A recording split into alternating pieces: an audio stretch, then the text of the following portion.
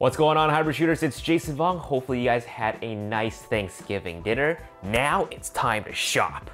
So for this video, I'm not gonna go into too many details about the certain deals that I found.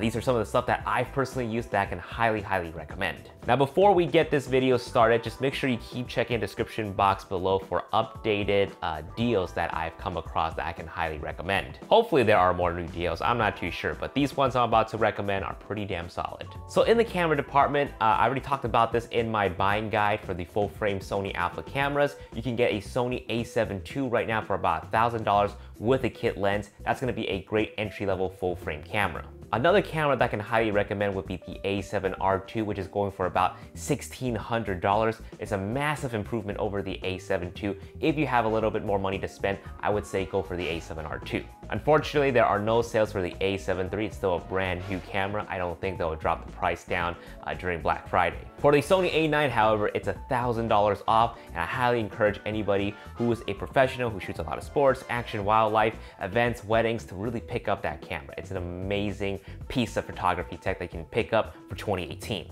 In terms of lenses, you're saving about $100 for anything that's over $1,000. Anything below that, you're saving about $25 to $50. It's a little bit disappointing this year. I know for a fact that the Sony 85 1.8 was about $550 last year. Now it's like $573 for some reason, but they're still not bad prices, but you're not saving too much if you're buying any lenses that are under $1,000.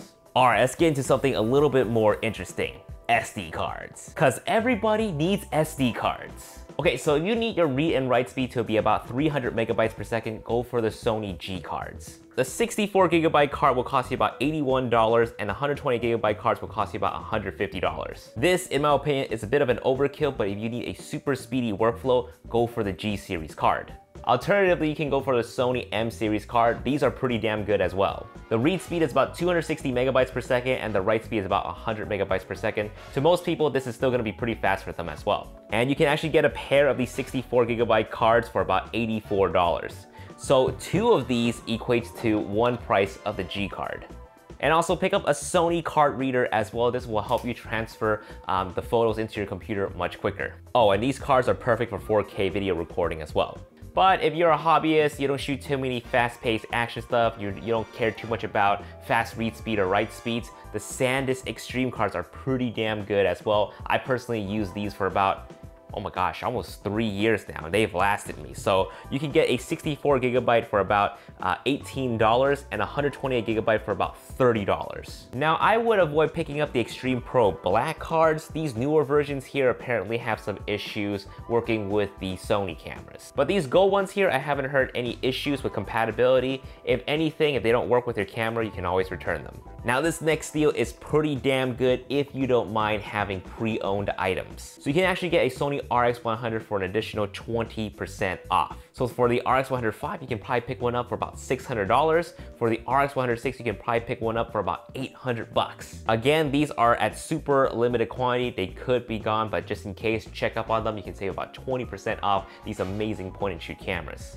All right, so the next one is the Sigma MC11 adapter. They're back to their famous price of $150. So if you are a Canon shooter switching over to Sony, I would encourage you guys to pick up this adapter so you can use some of your Canon lenses on your Sony camera while you wait to pick up more E-mount lenses for your Sony cameras. And just a quick thing about MC11 adapter, they work best with Sigma lenses. If you have Canon EF lenses, it will have some autofocus compatibility, but not the full capability of it. Okay, so Peak Design is running 10 to 15% off their straps, their clips, and their bags. I highly recommend picking up the Slide Lite. I love Peak Design straps just because you can quickly remove the strap if you don't want to use it and quickly snap it back on, as opposed to using the strap that came with your camera. Those things are a pain to take off and put back on.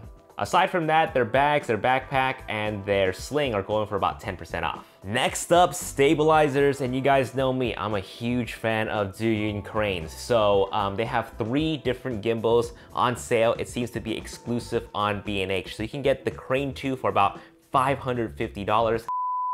Scratch that, Crane 2 is now $449. With the handle, it's $549. $449 for the gimbal itself. That is an insane deal. Go, go, go, go, go. Now, I would recommend picking up the Crane 2 if you're looking to bounce something like a 24-70 G Master or a 16-35 G Master. That would be perfect for those combos. However, if you have lightweight zoom lenses or lightweight prime lenses like the Tamron 20-75 or maybe the Bodice 18mm, go for the Crane Plus or the Crane V2.